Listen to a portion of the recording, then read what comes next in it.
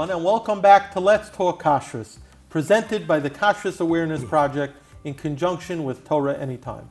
Today I am joined by Rabbi Akiva Niehaus, Director of Kashrus Operations at the CRC, the Chicago Rabbinical Council, and Rabbinic Coordinator of Liquor at the CRC. Thank you for being here. Thank you. Today I'd like to discuss the topic of vodka. I know there are many different types of vodkas. Some are plain vodkas, some are flavored vodkas, but from a layman's standpoint, vodka seems to be a fairly innocent type of product.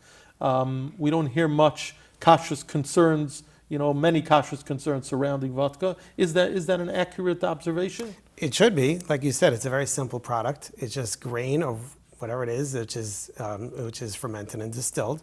It should not be a problem. However, like you said, if it's flavored, that needs hashgacha. Any flavored beverage needs hashgacha because there's questions about the flavoring.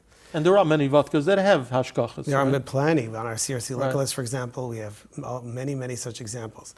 But and unlike certain whiskeys we spoke about, bourbon, Scotch, Irish whiskey, which are made in certain places or in certain ways, vodka could be made anywhere in the world. Vodka can be made anywhere in the world, and it's not aged. That's not aged. So therefore, you don't have the issue of sherry. How long is the fermentation process typically? It could take a few weeks, and then you got a product made and you're good to go. Exactly. So, are there any kashrus concerns with vodka? And the answer is, well, you got to look at the base ingredient. What's it made from? And this is a very fascinating thing: is that by and large, the product that they use to make vodka is like the primary grain of that region. In America, they have an abundance of corn. So most vodka in America is made out of corn? Correct. And therefore, you could assume, if a standard unflavored vodka, that it comes from corn. Let's say Russian vodka is made Russian vodka would be made from wheat. That's that region. Now, where the question comes up is, can you make anything else? And other examples would be is from milk. You could take milk and ferment and distill it, and then you got vodka. Well, that's going to be a big problem. That could be not only milchik, but it could have other issues too. Right. Another example would be is from grapes and wine. For example, it's been rumored that in the French region that they're going to use, that's what they have in abundance, is they have grapes and wine. If a batch goes off and they can't market it as wine, they'll use it for vodka. Correct. So now you have a stamyena issue. Exactly. So you have to know the base ingredient for your vodka.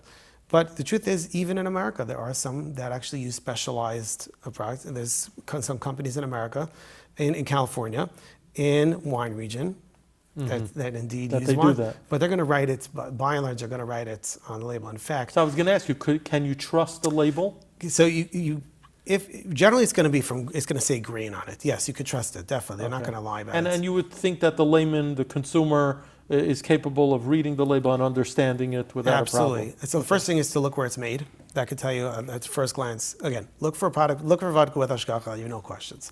If it doesn't have hashgacha, look at the country of origin. In America, it's probably grain. And then look at, it should say somewhere what it's made from. It will probably say a grain product or something similar. And then it would not be a problem because it's from that particular. And I don't have to be worried about additives or anything of that sort. Correct. Okay. So that's with regards to vodka. Flavor needs hashgacha, and if not, look for what the base ingredient is going to be. You spoke about vodka. What's the difference between vodka and rum? Great question. Vodka is distilled grain product. Rum is made from sugar and molasses. So just look at the base ingredient. Sugar and molasses present almost no kashrus concerns, and therefore if you're going to have a rum, it should be fine. And the only issue would come up if it's an aged rum. Then you have a question of sherry casks and what's it aged in. Okay. But other than that, it will be the same base material, and therefore it should not be a problem. Okay, thank you so much.